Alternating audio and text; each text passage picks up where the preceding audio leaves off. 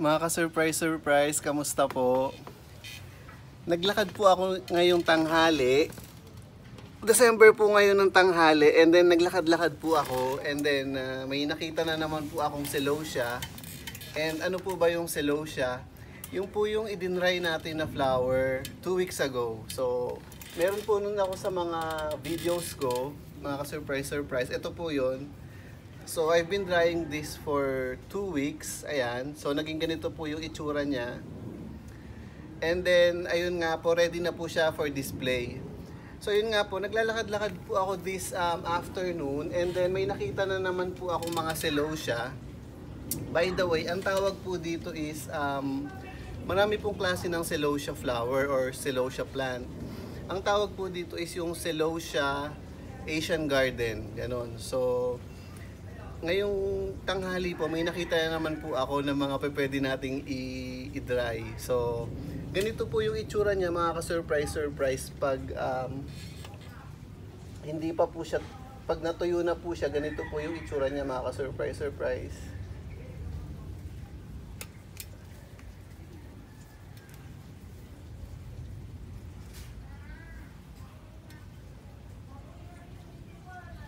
Parang sa isang taon yata, once a year lang siyang mag-bloom.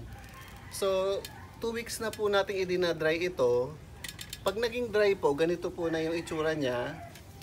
And then pag hindi pa po siya dry, nakita niyo naman po doon sa mga previous vlogs ko. Pero papakita ko na rin po sa inyo ngayon yung nakuha po natin na ida-dry pa lang natin. So, ganito po yung itsura niya pag ida-dry pa lang. So, ida-dry pa lang, and then ito yung dry na.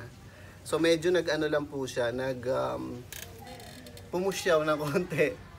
So ayan po, ready na po ito for display. So itatry po natin, i-display ko po para makita nyo kung ano itsura niya pag naka-display na, mga ka-surprise. Yan.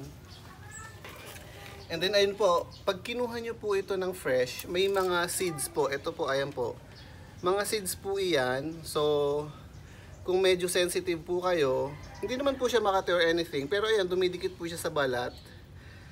So ayun, kung sensitive po kayo, mag long sleeves po kayo or gano'n. So ganito po yun, pag i-display na po natin, and ang itsura po nito pag nasa vase na, ganito na po. Vase or sabi nga nila vase. Pag nasa vase na po siya, ganito. Ayan. Pero syempre medyo puputulong pa po natin ng konti para talagang ayan. So ganito po yung itsura niya pag nasa vase na siya.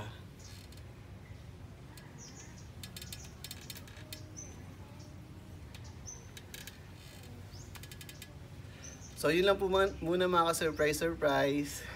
Thank you po. Puputulin ko na po yung video.